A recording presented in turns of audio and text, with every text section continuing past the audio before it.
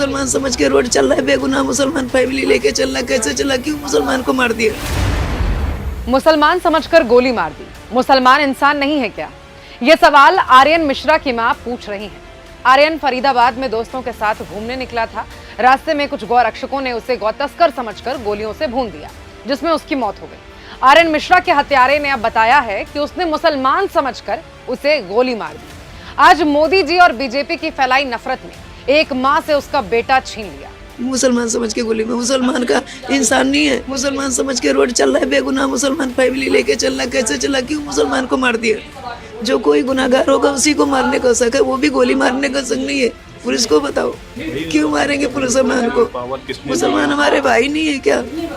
कितने मुसलमान है पड़ोस में, वो हमारे रक्षा करते हैं, भाई हैं, बहन मानती हूँ मैं। आज मोदी जी और बीजेपी की फैलाई नफरत ने एक मां से उसका जवान बेटा छीन लिया।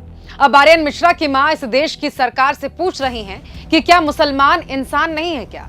मुसलमान हमारे भाई नहीं है क्या? मुसलमान को भी क्यों गोली आखिर मारी जाएगी?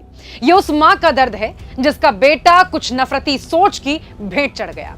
ये पीड़ा देश की हर उस मां का है जिसका बेटा मोदी राज में ऐसे ही किसी घटना में केवल शक के कारण भीड़ का शिकार बन जाता है, उसकी हत्या कर दी जाती है।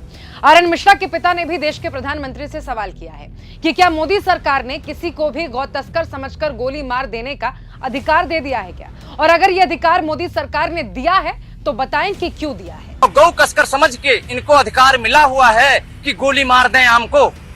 ये अधिकार गवर्नमेंट दी है, मोदी सरकार ने दी है, तो क्यों दी है? तो जो आरोपी है 5 गिरफ्तार किए हैं। हाँ जी।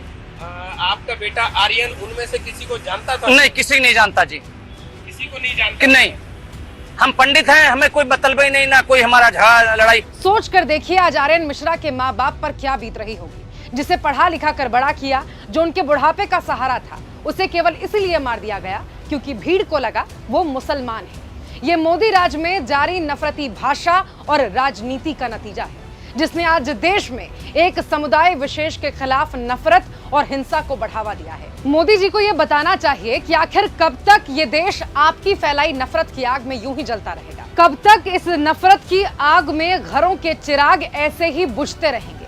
चुप्पी तोड़िए मोदी जी और आर्यन के माँ बाप को जवाब दीजिए।